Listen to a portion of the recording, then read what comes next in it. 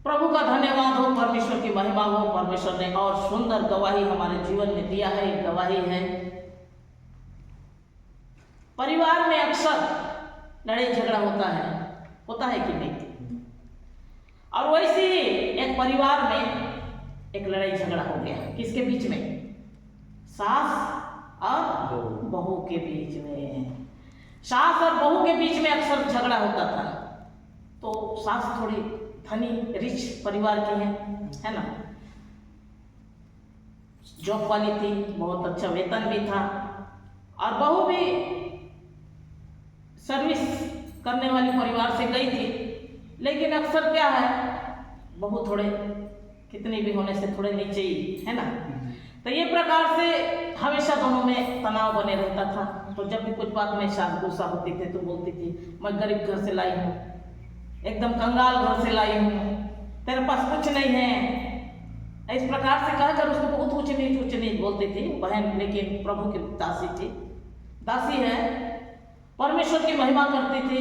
जगह जगह बैचलर समय से प्रभु का सेवा करती आई, और शादी के बाद भी हम दोनों मिलके प्रभु का सेवकाई में इधर उधर बहुत जगह जगह भी गए।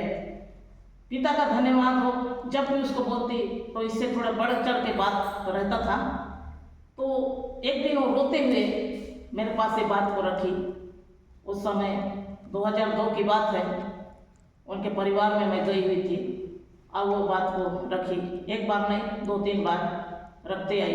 बोली कि देखो सुनीता सिस्टर, मेरी सास हमेशा मुझसे एक प्रकार से बात करती है, जो एक प्रकार से बात करना अच्छा नहीं है। परमेश्वर के वचन में लिखा है, ना धन पर घमंड कर, ना वीरता पर घमंड कर, है ना। तो ये प्रकार से एक उनमें अहम भावना आ गया था। वो वजह से ये प्रकार से वो दोनों में तनाव हमेशा बने रहता था। एक दिन बहुत रोते हुए बोलने लग गई कि सिस्टर देखो हमेशा ऐसी बोलती है, और बहुत निराश हूँ इनके ये बात से, क्योंकि जो कुछ लाना था मैं लाई, जो कुछ भी देना था दे, लेकिन आज हमेशा मुझे ऐसी बात का ठोकरना मेरे को मिलता रहता है, क्या लाई क्या है, ये प्रकार से बहुत प्रकार से मेरे को, तो बहुत मैं निराश में हूँ। पिता का धन्यवाद हो, उस समय प्रभु का महान नाम के लिए धन्यवाद हो। उनका रोना जब मैं देखी तो वो मेरे मुख से परमेश्वर ने बातें किया, क्योंकि परमेश्वर का वचन में लिखा है, मैं तेरे अश्रु को कूपी में रख छोड़ा हूं। और वो परमेश्वर की दासी जब रो रही थी, अपने आंसू बहा रही थी ये विषय को लेके, तो उसी समय परमेश्वर मेरे हृदय से बहुत ही, मैं भी दुखी हुई ये बात को लेके, क्योंकि हमेशा कई बार मैं भी सुनी तो मैं भी निराश में थी। तो एक दिन मेरे मुख से ये बात परमेश्वर की ओर से हो गया, जिस धन का तो घमंड करती है, आज के रात्रि वो चोरी हो जाएगा। तो ये बात केवल वो बहन और मैं ये बात को जान रहे थे। तो दोनों के बीच में ही था। परमेश्वर का धन्यवाद हो, परमेश्वर ने मुझसे बातें किया। तो 3 दिन बैठकर उपवास के साथ प्रार्थना कर, तो मैं बहन के घर में गई और मैं 3 दिन उपवास के साथ प्रार्थना की, क्योंकि ये घटना है जगदलपुर का, और मैं उड़ीसा जाके 3 दिन प्रार्थना की। प्रार्थना करने के बाद जैसे ही तीसरा दिन उनके घर में मैं पहुंची, उसके माँ मैं दोनों पहुंचे, तो देखते हैं कि बाहर में बड़े बड़े अधिकारी बहुत बड़े भीड़ के साथ में, झुंड के साथ में हैं, और सब आने जाने वाले को पूछताछ कर रहे हैं। तो उस समय मैं देखी और मैं भी डर गई, और बहन और मैं दोनों एक दूसरा इशारा करने लग गए। ओ प्रभु जैसे बोले वैसे हो गया। तो उनको मैं बोली, देख ये बात गुप्त रहे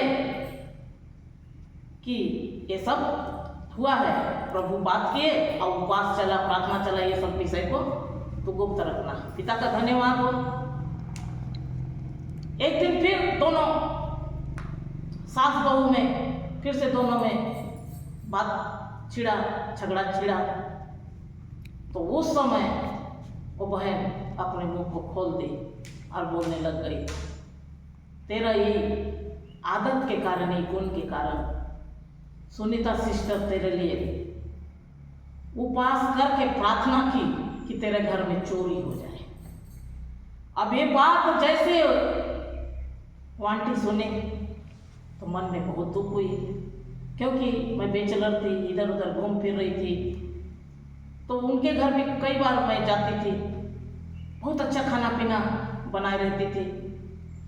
अब बैचलर हूँ, इधर उधर मेरे को जहाँ खाना मिले वही खा लेती थी। कई बार तो भूखे भी रहना पड़ता था, क्योंकि पिताजी मेरे को बोल दिए थे तू वापस आ जा, यीशु को छोड़ के तू वापस आ जा तो मैं जगदलपुर का घर तेरे को दे दूंगा, एक अच्छा घर जमाई तेरे लिए ला दूंगा, धन संपत्ति सब तेरे को मैं दूंगा, लेकिन यीशु को छोड़ दे। लेकिन मैं बोली मैं यीशु के बिना जी नहीं सकती। कहकर मैं चारों तरफ मैं घूम घूम के थी, प्रभु का धन्यवाद हो, जहाँ खाना वाना मिले वहाँ खा लेना। तो ये प्रकार से सिस्टम था। तो वही बीच में आंटी के यहाँ भी जाकर खाती थी, बहुत अच्छा खाना पीना बना के खिलाती थी। जो दिन दोनों सास बहू में बातचीत हुआ, कुछ दिन बाद फिर मैं वो घर में फिर से गई। वो आंटी मेरे को देखी और खुश हो गई, हाँ आज तो आ गई है। चाय लाके सामने में रखी और मैं सोच रही हूँ अब तो चाय दी है, थोड़ी देर बाद खाना भी देगी, क्योंकि यहाँ तो मेरे लिए अच्छा खाना पीना बनता है। मेरे को देखने से हमेशा, क्योंकि बामनकरण परिवार से निकली है, प्रभु का सेवकाई में इधर उधर घूम रही है, कहा बहुत परिवार क्या है मुझे सपोर्ट करते थे, खाना पीना का व्यवस्था करते थे, तो उसमें से वो भी आंटी थी। तो ऐसे हुआ, चाय ला के तो रखी, लेकिन थोड़ी देर बाद खाना देगी, ऐसे मैं सोच रही हूँ। चाय पीने दी और उसके बाद फिर बोलती है तेरा मैं क्या बिगाड़ी हूँ तू मुझे बता, मेरे घर चोरी होगा अगर तू पास रह के तू प्रार्थना करी है, क्योंकि मेरे को तेरा बात पता चल गया है।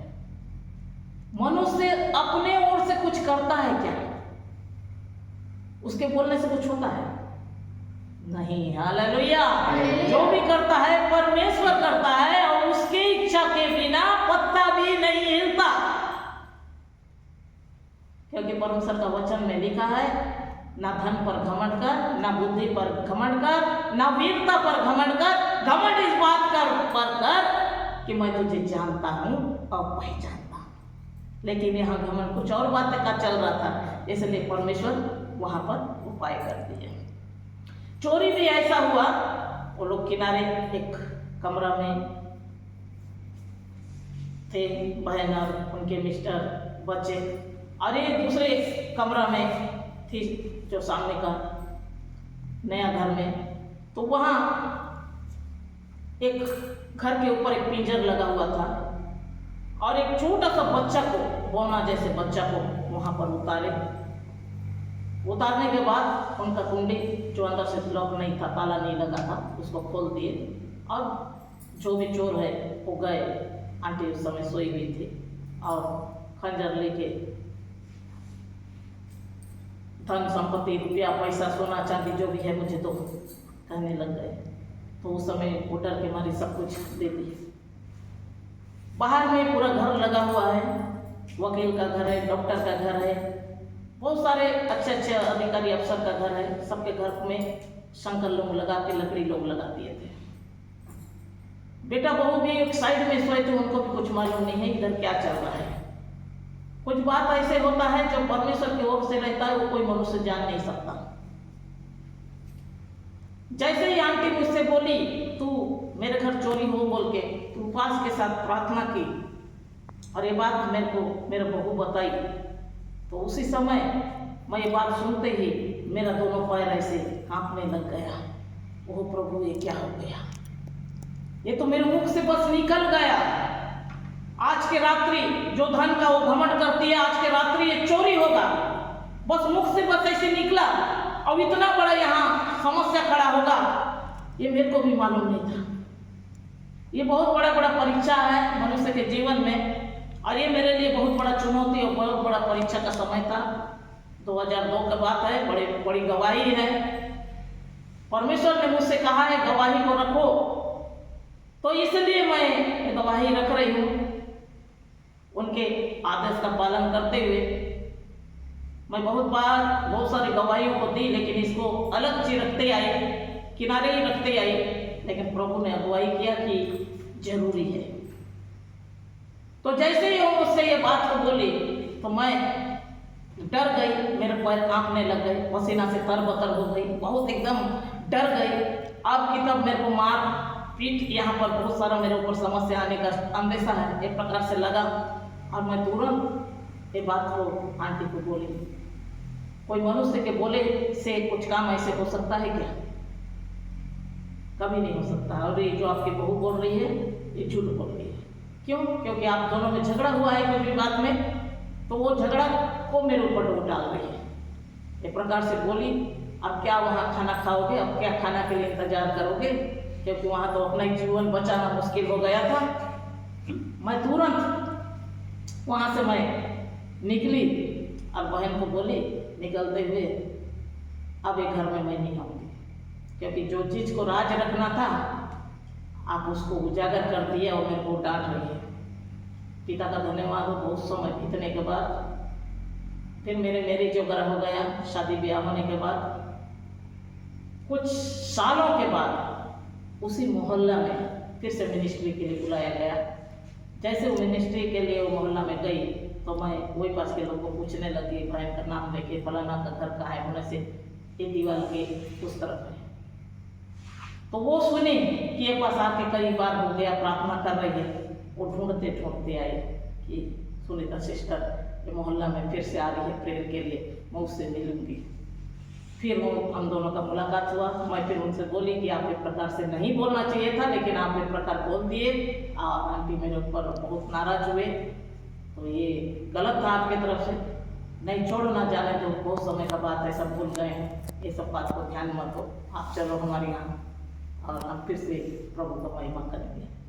पिता का धन्यवाद हो, अभी भी परिवार से अच्छा तालमेल है, परिवार में अच्छा संबंध है। परमेश्वर महान है। परमेश्वर का वचन में लिखा है, मैं तेरे मुख में सामर्थ्य की नींव को डाला हूँ, जैसा तू बोलेगा वैसे तेरे लिए हो जाएगा। Hallelujah, hallelujah. अच्छी बातों को बोलना शुरू करें। आमीन, हालेलुया। हम अपने लिए भी अच्छी बातों को बोलना शुरू करें और दूसरों के लिए भी। तब से मुझे भी एक सीख मिला और मैं मिनिस्ट्री में बहुत ध्यान से सारी बातों को करते आई। पिता का धन्यवाद हो, परमेश्वर की महिमा हो, छोटे से गवाही द्वारा आप सबको बहुत से आशीष मिले। आमीन।